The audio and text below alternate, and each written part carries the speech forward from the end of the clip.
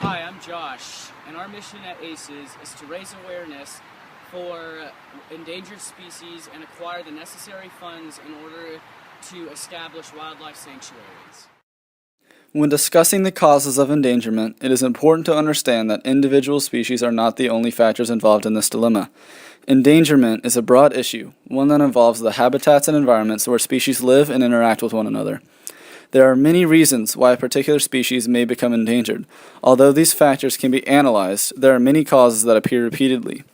Three major causes of species endangerment is habitat destruction, introduction of exotic species, and overexploitation. The strongest forces in rapid habitat loss are human beings. Nearly every region of Earth has been affected by human activity, particularly during this past century. The loss of microbes and soils that formerly supported tropical forests, the extinction of fish and various aquatic species in polluted habitats, and changes in global climate brought about by the release of greenhouse gases are all results of human activity. Invasive or exotic species are introduced into new environments by way of human activities, either intentionally or accidentally. These species are viewed by the native species as foreign elements. They may cause no obvious problems and may eventually be considered as natural as any native species in the habitat. However, exotic species may also seriously disrupt delicate ecological balances and may produce unintended yet harmful consequences. A species that faces overexploitation is one that may become severely endangered or even extinct due to the rate in which the species is being used. Now we will discuss the effects of endangered species. If one species dies, the population of their prey will become too high, and the population that considers them to be prey will dwindle because they no longer have a food source. The loss of one species affects all the other species dependent upon it. If plants or trees are removed extensively from an area, all animals dependent upon these for food, shelter, protection, or for nesting or breeding sites are placed at risk. Some animals are able to disperse to other areas, but some are not. Those species are called endemic species. Endemic species are species of plants or animals that are only found in a certain area and nowhere else in the world. These species are particularly vulnerable to habitat loss because they cannot exist anywhere else and are completely dependent on their habitat for survival. One example of an endangered species affecting its ecosystem would be the British bumblebee.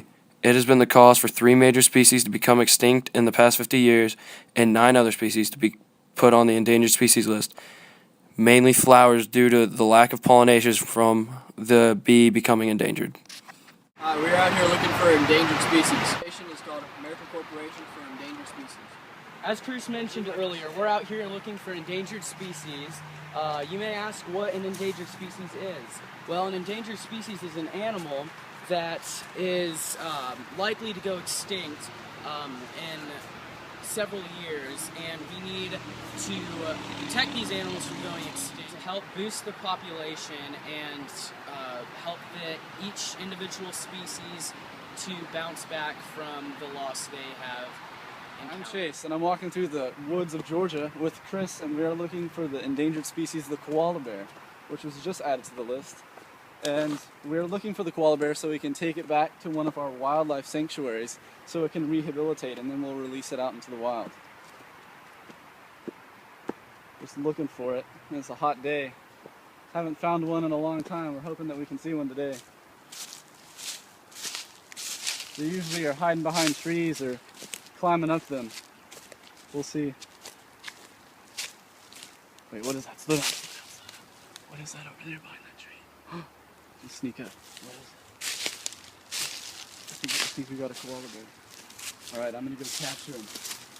Here, little guy. Here, little guy. Come here. Come here. Come here. Come here. Come here. Come here. Let's go. We're taking you back to our wildlife sanctuary where you can have all the foods you want and everything. Let's go. No, it's alright. We're here to help you. What's your name, koala bear? Steve? Alright, now we're taking Steve the koala bear back to our wildlife sanctuary. You stay calm back there, Steve, alright? We're taking you to a good home. Don't be scared. It's just going to be a little bit bumpy.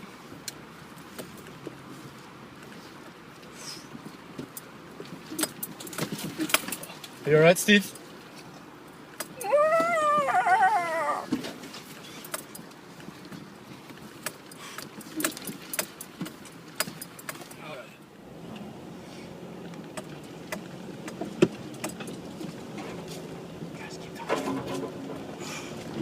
Man, successful day out in the woods of Georgia. We got one koala bear. Now we just gotta take him back to APES and rehabilitate his species. Whoa! He's getting out of the car! Get him! Get him!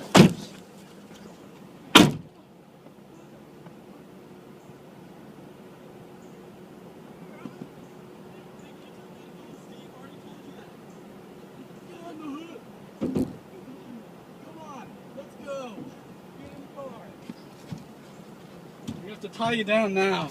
God, Steve. Jeez.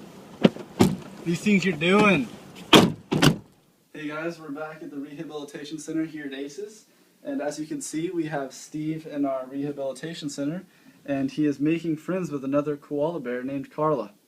Hopefully they will become friends and learn to live in the wild again, and then we can release them. And hopefully they will repopulate and they won't be on the endangered species list anymore, because that is our goal here at APES.